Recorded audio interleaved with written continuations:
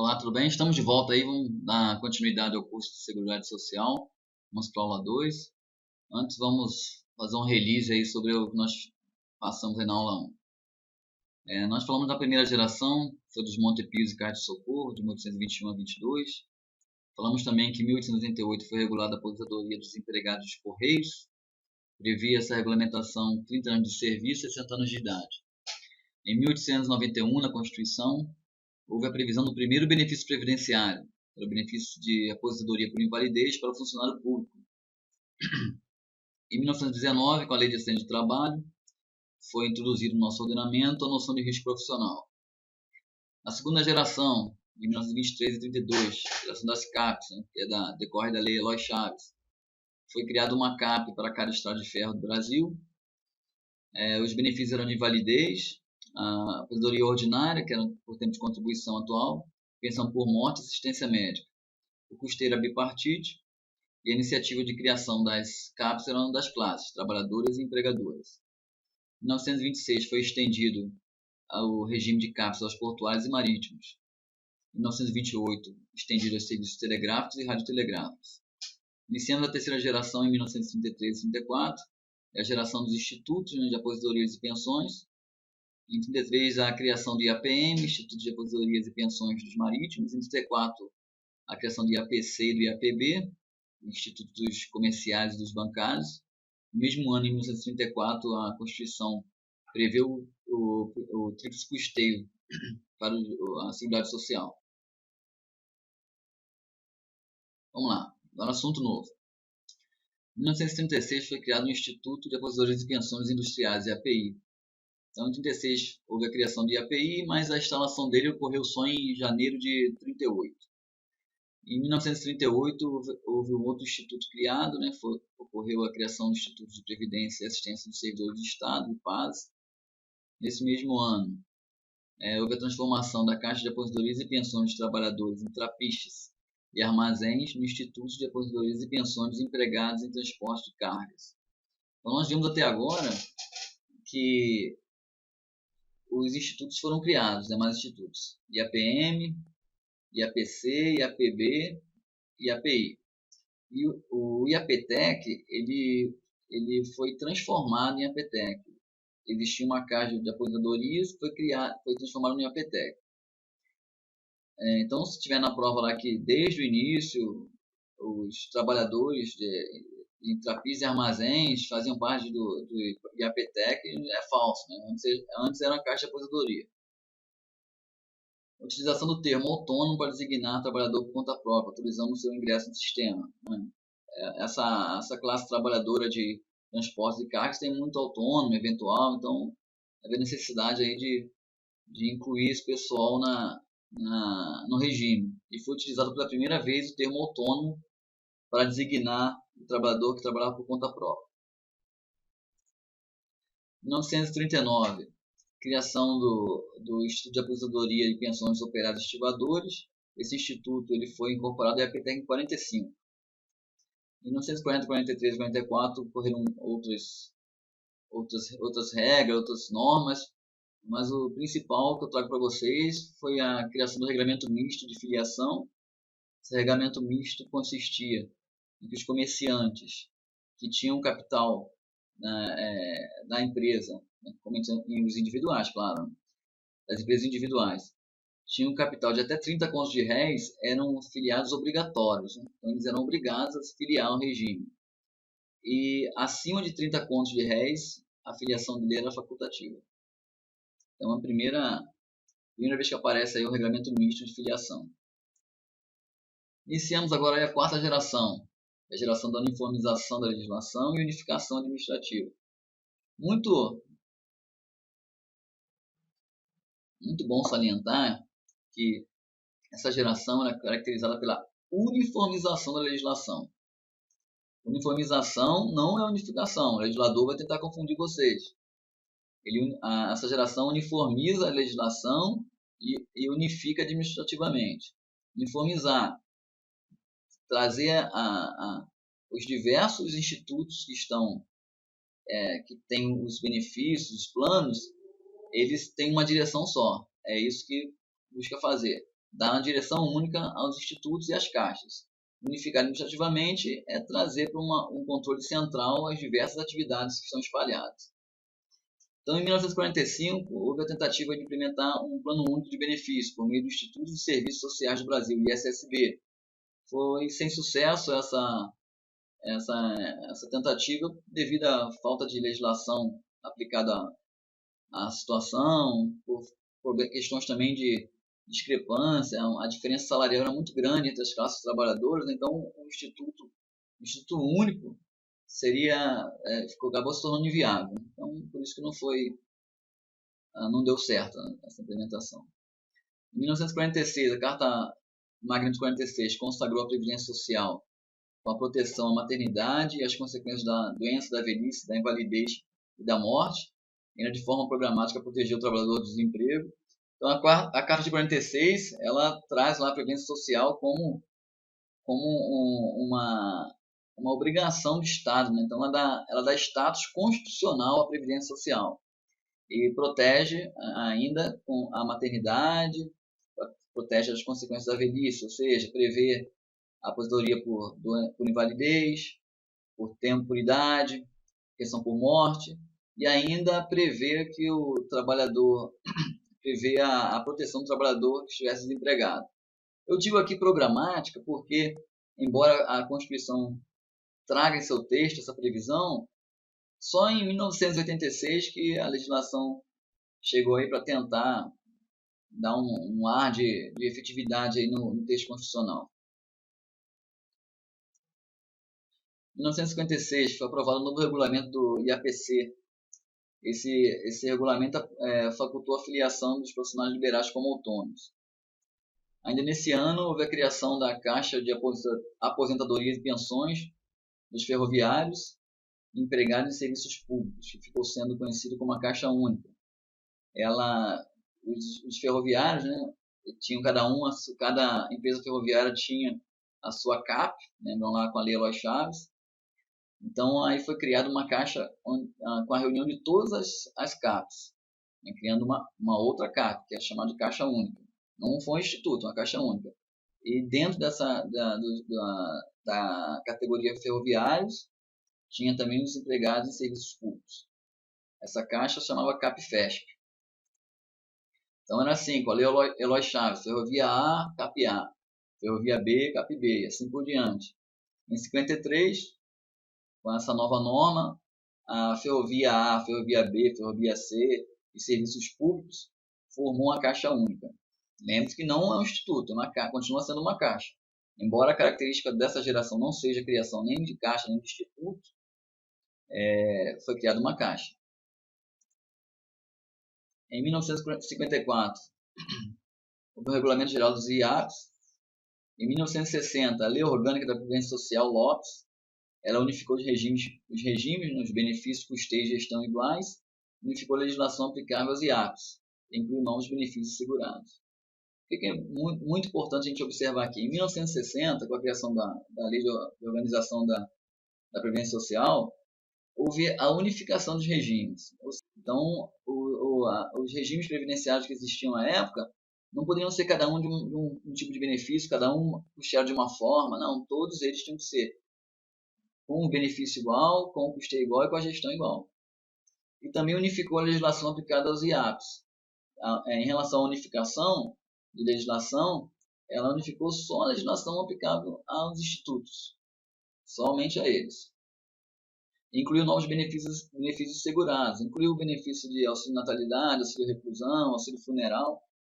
E segurados, ele deu benefícios para empregadores e funcionários liberais.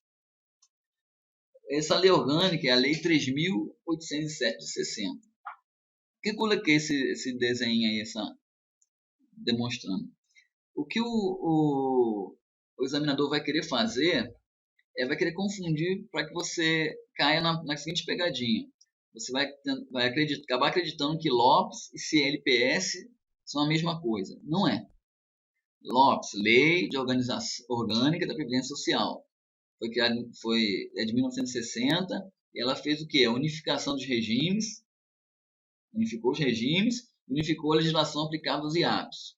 Tranquilo. guarda até aí. Inclui novos benefícios segurados, legal, mas esse é o principal, é o ponto-chave da legislação. O decreto 77077 de 76, ele é um decreto que unificou, mas não como uma legislação única. Toda legislação esparsa previdenciária que existia naquela época, ele pegou e formou um compêndio, né? Que é a consolidação, né? Consolidação das leis de previdência social. Decreto 77/077 de 76, ou seja, 16 anos depois da LOPS. O decreto 77/76, CLPS, o que ela quis fazer justamente foi a unificação de toda a legislação mesmo. Toda a legislação aplicável à previdência social. Essa foi a intenção. Então, ele vai colocar lá que a LOPS, dentre de outras coisas, fez a unificação da legislação da previdência social. Não, não foi. A LOPS só unificou a legislação aplicável aos IAPs. Então, guarda isso aí, não deixe confundir. O interessante também é que esse decreto ele foi revogado em 84, que era o decreto 89/212. Revogou, né, com algumas alterações, continuou com o mesmo nome, CLPS. E em 99, o decreto 3048 revogou o decreto CLPS, mudou seu nome para Regulamento da Previdência Social e ele consta no nosso edital, então é o nosso objeto de estudo.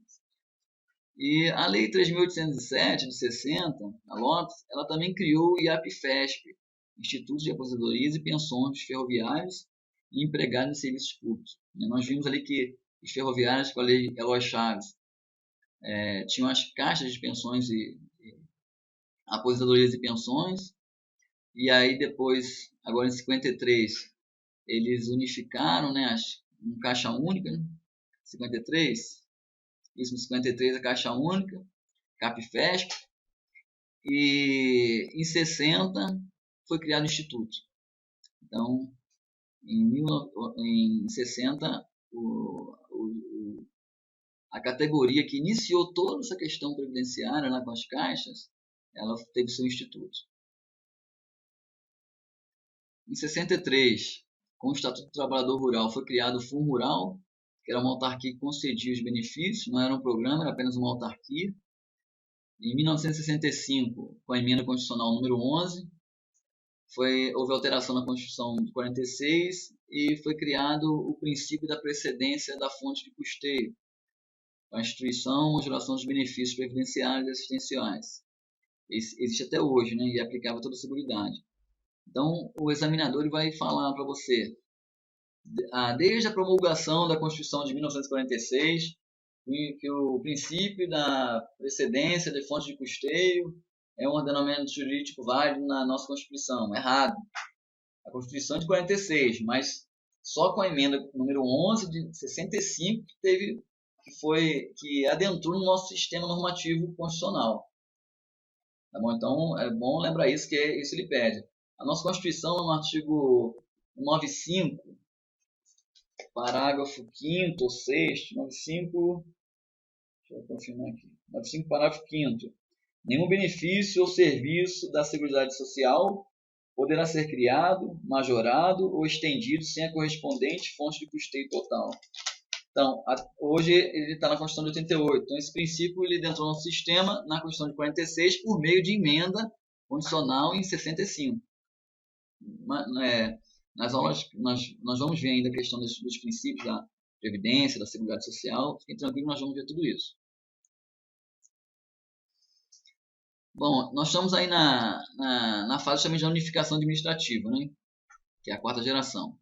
Então, nessa fase, além da uniformização da legislação, mostrou-se necessário que, ao invés de ter uns institutos com uma grande capilaridade, poderia se pegar todos eles e formar um instituto só, ou seja, centralizar todos os institutos. Só assim poderia fazer uma legislação única para todos, né, tratar todo mundo de uma forma idêntica.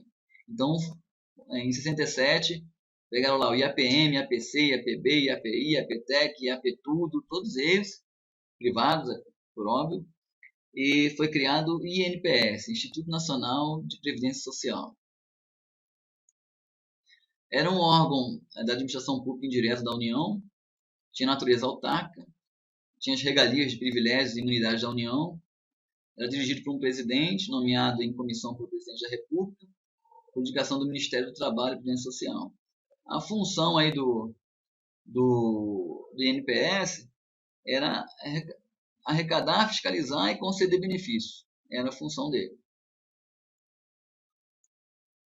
Em 1969, foi criado o Plano Básico de Previdência Social Rural, PBPSR.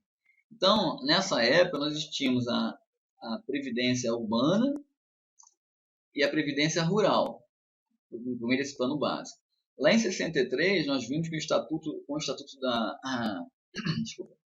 Estatuto do Trabalhador Rural, em 63, foi criado o Fundo Rural, que era um fundo que era uma autarquia. Foi criado um fundo onde existia uma autarquia que concedia os benefícios.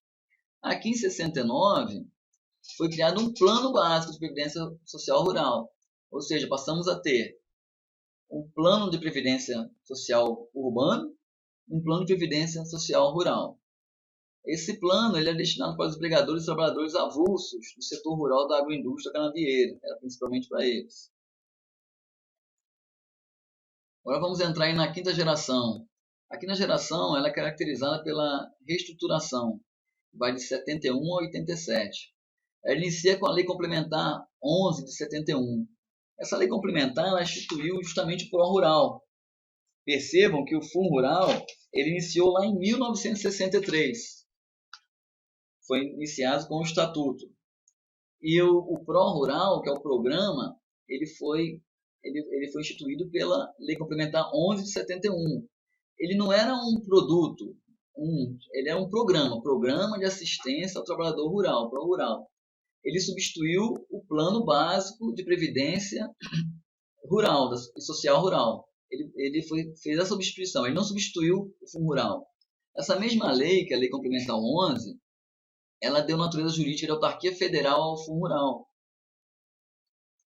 Benefícios do programa: aposentadoria por velhice, aposentadoria por invalidez, pensão, auxílio funeral, serviço de saúde, serviço social, auxílio reclusão e auxílio doença. Estes dois incluídos só em 87.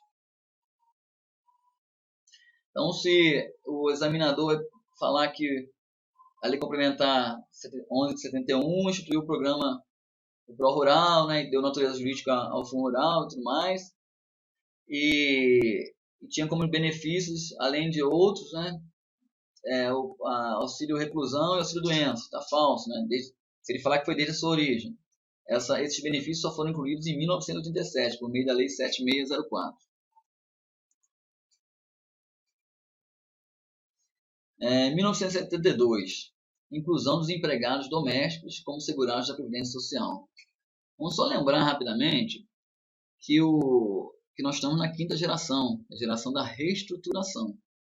Então nós vamos perceber que a maior parte da legislação está fazendo o que é a de criação, de mudança, para reestruturar todo o sistema. Então foi incluído aí os empregados domésticos como segurados da Previdência Social. Eles não eram, foram incluídos em 72. Primeira lei 5.559,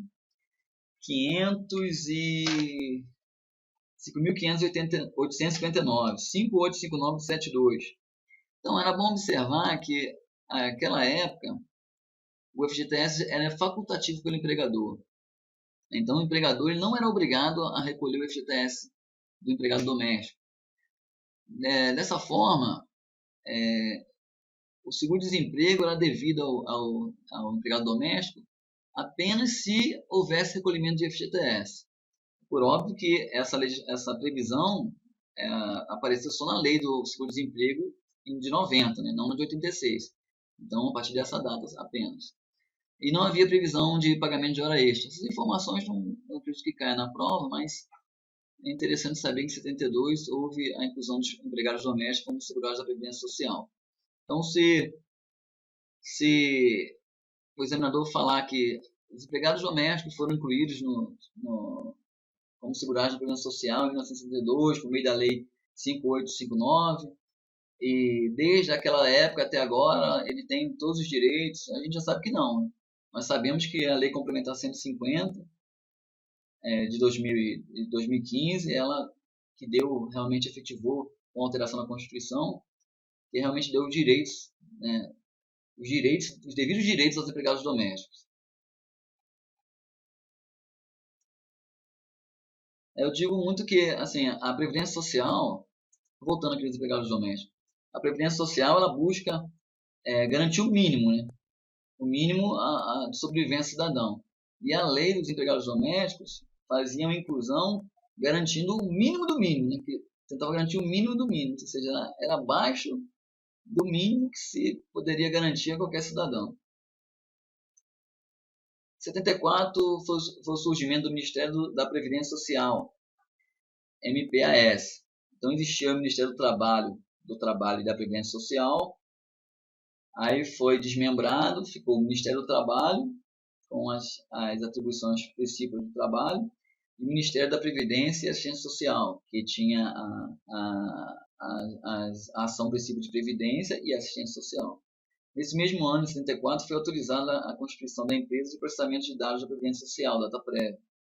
Então, a DataPrev está autorizada a sua criação em 74.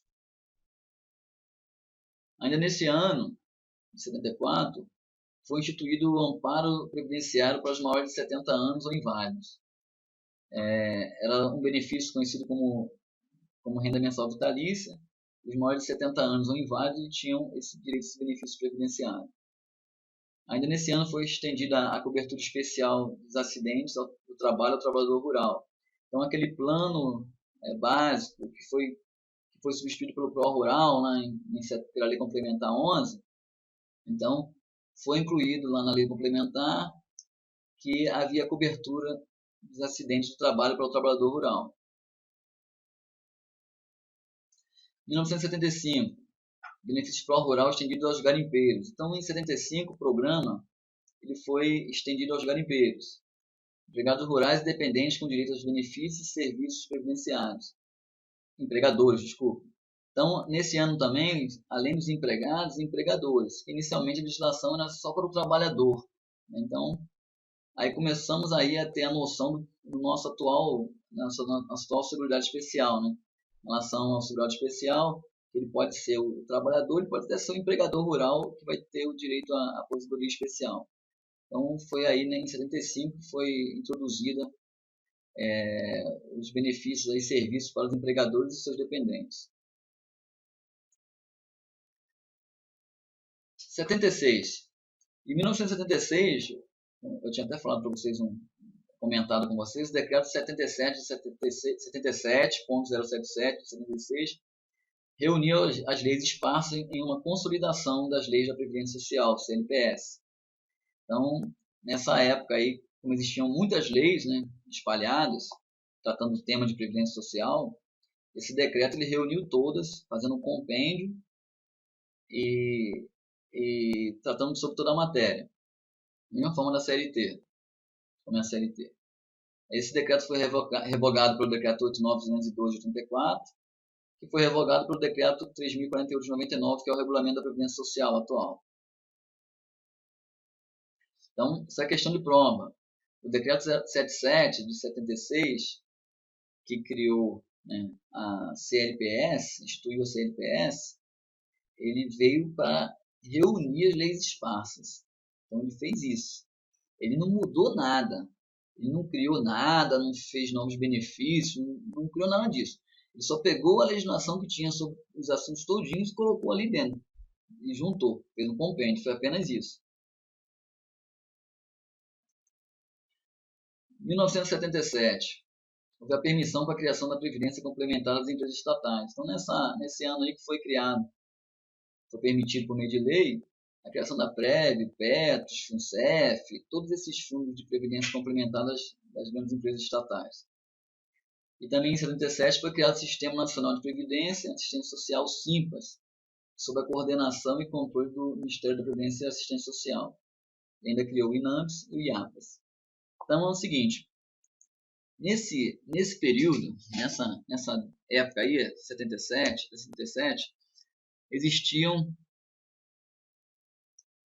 existia IAPAS, desculpa, não existia IAPAS, existia INPS, LBA, FUNABEM, SEMI e a DataPrev já tinha sido autorizada. Certo? O SIMPAS, né, que foi criado em 77, ele era um sistema nacional de previdência e assistência social. Então, ele trouxe todos os institutos que existiam e juntou em um só, uma administração centralizada. Essa mesma lei, ela criou o IAPAS, criou o INAMPS e o IAPAS. O INAMPS, Instituto Nacional de Assistência Médica e da Previdência Social. E IAPAS, Instituto de Administração da Previdência e Assistência Social. Administração Financeira da Previdência e Assistência Social. Então, ficou da seguinte forma, o SIMPLAS. IAPAS, né, reuniu o IAPA. O SIMPLAS reuniu todos eles. O IAPAS, Instituto de Administração Financeira da Previdência e Assistência Social, tinha a função de arrecadar e fiscalizar. INAMPS, Instituto Nacional de Assistência Médica e da Previdência Social, a atribuição dele eram os serviços médicos. Assim, eu lembro que naquela época, né, nós vamos falar sobre esse assunto ainda, né, nós falamos um pouco no início. Seguridade Social, ele é um tema novo da nossa Constituição, de 88, né? Aí nessa época não estava na Constituição de 88. Então, a saúde não era um direito de todos e obrigação do Estado, né? Como a Constituição atual prevê. A saúde era para os segurados e seus dependentes.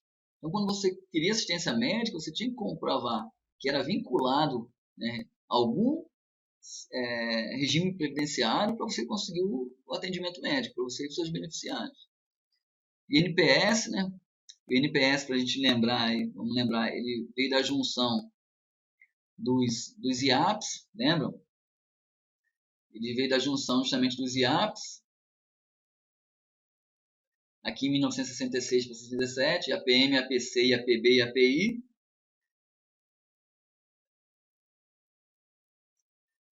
A LBA era a Fundação Legião Brasileira de Assistência, ela provia assistência social à população carente, ela tinha atendimento de advogado, serviço social, psicólogo, tudo mais. FUNABEM, Fundação Nacional do Bem-Estar do Menor, era encarregada de executar a política de bem-estar, foi substituída pelas fundações de casa e outras do gênero. A SEMI, Central de Medicamentos, foi criada em 71, a missão dela era fabricar e distribuir medicamentos, mas a gente lembra, não sei, eu pelo menos lembro, né, não é da minha época, mas quando a SEMI foi extinta, né, ela foi extinta mais devido a ela era uma empresa tão grande, né, central tão grande, que o desperdício era imenso. Então a medicação que era fabricada, que chegava para ser distribuída, ela ficava nos depósitos e perdia a validade. Então isso foi um dos motivos que causaram a extinção da SEMI. A ideia era muito boa, né? Muito excelente ideia, mas a gestão de uma máquina desse tamanho, desse porte, dificultava muito em relação ao tamanho do Brasil, um país continental. E a DataPrev, empresa de tecnologia e informações da Previdência Social, que é encarregada aí do controle de dados da Previdência.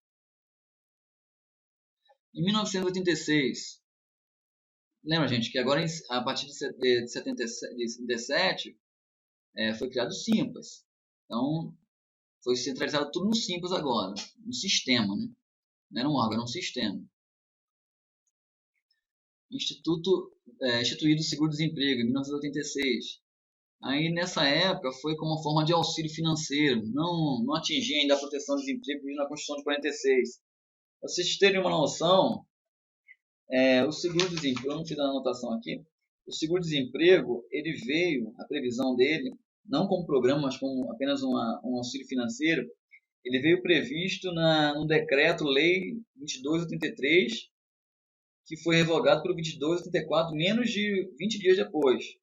E lá na fonte de custeio, ele diz que para o ano de 1986, a fonte de custeio ia ser de excesso de arrecadação ou anulação de recursos ou créditos suplementares.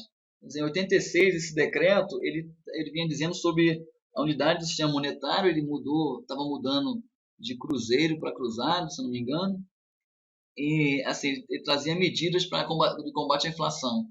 E ali dentro estava instituído o seguro-desemprego. Por óbvio que não que não chegou a quem precisava, porque não houve excesso de arrecadação, não houve anulação de dotações, o país estava em uma grande recessão, a taxa de inflação, a inflação aí galopante a 1000%, todo dia a gente tinha que ir lá na remarcação 3 vezes por dia dos preços, então não havia essa sobra, como está previsto na lei. Agora nós passamos para a sexta geração, a geração da Seguridade Social. Ela vai de 88 a 97. A inauguração dessa geração é justamente a Constituição Federal de 88. Ela trouxe um novo status da Seguridade Social, trazendo um conceito definido e utilizando pela primeira vez tal termo. Pela primeira vez, uma Constituição Federal, uma Constituição, utilizou o termo Seguridade Social para abarcar o tema Previdência, Saúde e Assistência Social. Do artigo 94 a 204, ele fala sobre a Seguridade Social. Ela organizou, a Constituição organizou a Seguridade Social em 3 grandes blocos. Nós falamos no início, lembra que nós falamos para podermos entender a historicidade, a origem, nós temos que saber onde está fundamentada a Seguridade Social, foi justamente nesses 3 blocos, saúde, previdência e assistência social. Bom, já temos aí 32 minutos, né, de aulas, nós vamos dar uma pausa para continuar, para não ficar quebrado o assunto. Daqui a pouquinho já retorna aí, a gente dá continuidade, tá bom? É só um momento de tomar um cafezinho ali, tomar uma água e vamos que o concurso maio está chegando.